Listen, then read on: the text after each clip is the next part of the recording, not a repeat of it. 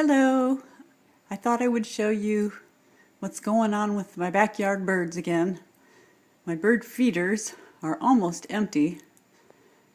There's a little bit of seed at the bottom of the one on the right there, and the birds are trying to get it.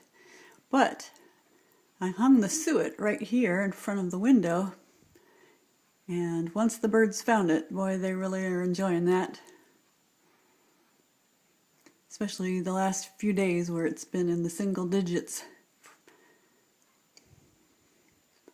And actually, I think it was 2 below this morning.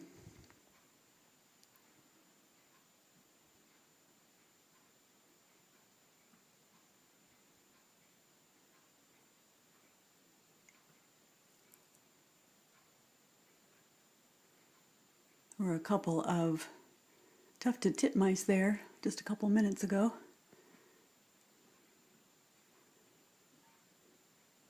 And some chickadees. They've been pecking away at the suet as well. And there's the big red-bellied woodpecker.